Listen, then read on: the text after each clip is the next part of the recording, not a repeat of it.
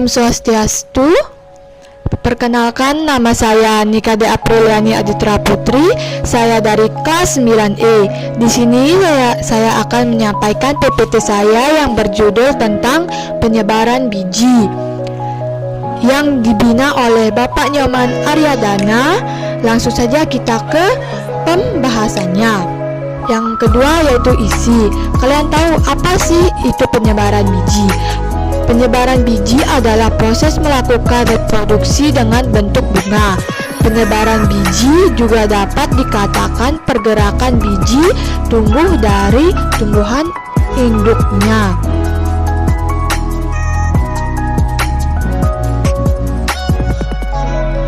Bagaimana sih cara tumbuhan menyebarkan bijinya? Yang pertama, diterbangkan oleh angin. Sebagian tumbuhan ada yang memanfaatkan angin untuk penyebaran biji. Yang kedua, dibawa atau dikubur oleh hewan.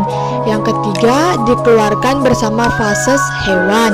Dan yang keempat, terbawa air laut. Manfaat penyebaran biji. Yang pertama, sumber makanan untuk hewan-hewan tersebar di banyak tempat.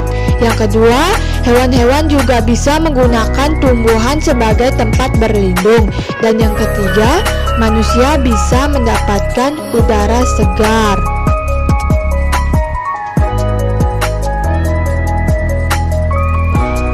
Cara penyebaran biji. Yang pertama ada anemokori. Anemokori adalah salah satu metode penyebaran biji pada tumbuhan yang memanfaatkan agar pemancar berupa angin. Contohnya, 1. Bijinya kecil dan ringan. 2. Bijinya berbulu dan bersayap. 2. Hidrokori. Hidrokori adalah penyebaran biji tumbuhan melalui air.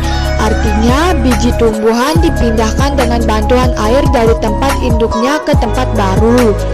Untuk tumbuh dan berkembang, hidrokori biasanya dilakukan oleh tumbuhan yang hidup di wilayah pantai dan juga sungai. Yang ketiga, ada zookori. Zookori adalah proses penyebaran biji dengan bantuan hewan. Penyebaran zookori ini dibagi atau dibedakan menjadi 4 fases, yaitu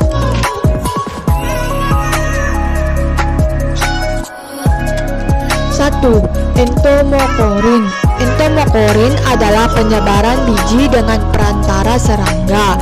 Contohnya adalah tumbuhan tembakau dan tumbuhan wijen.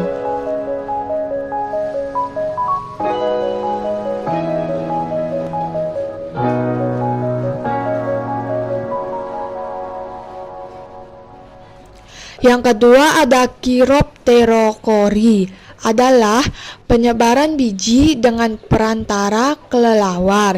Contohnya yaitu buah jambu biji dan buah pepaya.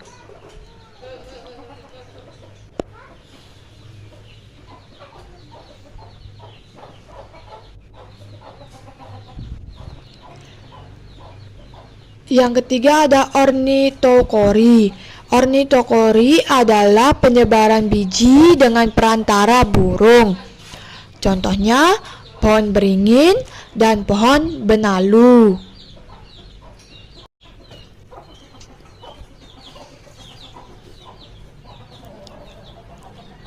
Yang keempat ada mammokori, adalah penyebaran biji dengan perantara mamalia. Contohnya ada hewan luwak yang membantu dalam proses penyebaran biji kopi.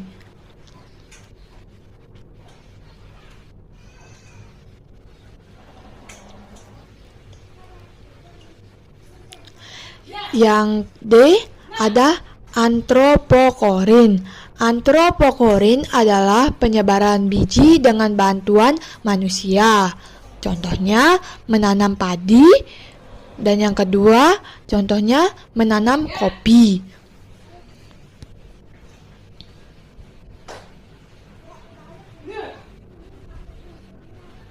Nah, yang ketiga kita lanjut ke soal pertanyaan-pertanyaan. Yang pertama ada, apa yang akan terjadi ketika tidak terjadi penyebaran biji? Jawabannya, manusia dan hewan dapat kesulitan mendapatkan sayur-sayuran, buah-buahan, bahan bangunan, dan juga obat-obatan. Mengapa penyebaran biji itu perlu terjadi? Karena untuk berkembang. Selanjutnya, apa fungsi penyebaran biji pada tumbuhan? Memungkinkan tumbuhan untuk mencapai lokasi yang sesuai dengan kebutuhannya. Mengapa tumbuhan perlu menyebarkan bijinya? 1. Meningkatkan kelangsungan hidup spesies. Yang kedua, restorasi hutan. Ketiga, memperbanyak sumber makanan. Mengapa menempatkan biji perlu menyebar? Agar tumbuhan dapat menyebar dari area yang luar. Bagaimana biji pada tumbuhan dapat menyebar? Karena gravitasi. Gravitasi adalah cara yang paling sederhana bagi tumbuhan dalam menyebarkan biji. Apa yang menyebabkan biji tidak dapat tumbuh? Karena mengalami pembusukan. Bagaimana buah mempengaruhi penyebaran biji tumbuhan? Pada buah yang pecah seperti biasanya tersebar langsung dari buah yang memungkinkan tempat berada di tanaman. Bagaimana bisa ada buah tanpa biji? Mutasi genetik alami dapat menyebabkan buah berkembang pada beberapa tahapan. Dan selanjutnya ada bagaimana cara biji berkembang. Pembentukan biji terjadi setelah proses pembuahan, di mana sel kelamin jantan atau serbuk sari bertemu dengan sel kelamin betina atau sel telur dan bersatu membentuk zigot. Zigot kemudian berkembang menjadi embrio.